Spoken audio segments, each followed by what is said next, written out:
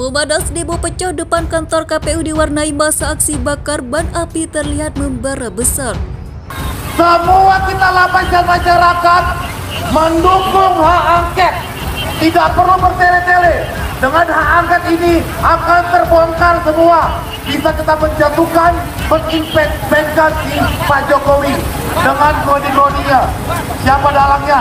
Termasuk sekarang orang si Gibran sedang sibuk bagi-bagi menteri buat Golkar, ya.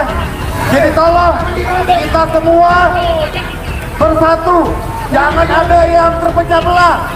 Kita semua kompak. Ingat,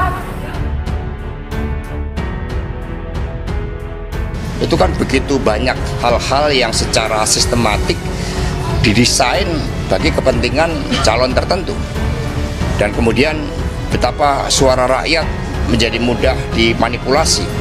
Begitu banyak kejanggalan yang bisa dibuktikan secara ilmiah, karena pemilu siapapun yang merekayasa artinya membunuh masa depan kita. Penting buat bangsa ini pelajari baik-baik.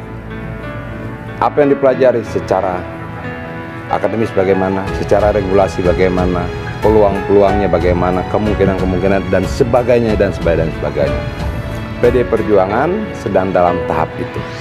Bagaimana kita bisa memperbaiki demokrasi kita, ya, melalui Mahkamah Konstitusi dan melalui hak angket itu.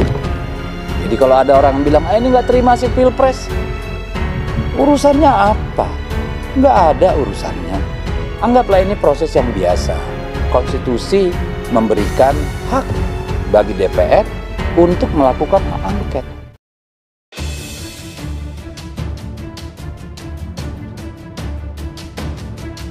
Memadai demo pecah depan kantor KPU diwarnai masa aksi bakar ban api terlihat membara besar. Demo di depan kantor Komisi Pemilihan Umum diwarnai dengan aksi bakar ban dan sampah oleh kubu yang kontra terhadap hasil pemilu. Pantauan TV1new.com di lokasi pada hari Rabu tanggal 20 Maret. Masa aksi tersebut membakar ban dan sisa-sisa sampah makanan serta kardus sambil membentangkan banner yang bertuliskan tuntutan. Masa yang berkumpul di Jalan Imam Bonjol, Menteng, Jakarta Pusat itu sesekali menyanyikan yel-yel. Sejumlah masa lainnya berduduk-duduk di trotoar. Sesekali terlihat api yang mulai padam sengaja dinyalakan kembali dengan memasukkan sampah dan kardus agar api kembali membesar. Sementara di sisi seberang, kelompok yang pro terhadap hasil pemilu juga menggelar aksi di depan kantor KPU. Keduanya dibatasi blokade beton berduri. Sementara arus lalu lintas di Jalan Ras Cokroaminoto mengalami kepada kendaraan dari kedua arah. Polisi pun sibuk mengatur jalan. Seperti diketahui, hari ini merupakan batas akhir rekapitulasi suara tingkat nasional. KPU telah mengesahkan suara di 38 provinsi di Indonesia. Rencananya setelah rekapitulasi hasil suara selesai, KPU akan langsung melakukan pengumuman penetapan hasil pemilu. Diketahui Komisi Pemilihan Umum telah menyelesaikan rapat pleno rekapitulasi hasil penghitungan suara tingkat nasional. Dari penghitungan sementara, Prabowo Gibran menang di 36 provinsi di Indonesia. Seluruh provinsi yang berjumlah 38 telah melaksanakan atau menyampaikan perolehan suara hasil pemilu di wilayahnya masing-masing di kantor KPU Menteng, Jakarta Pusat. KPU juga sudah mengesahkan 2 perolehan suara di Provinsi Papua dan Papua Pegunungan dalam rekapitulasi suara nasional terakhirnya hari ini.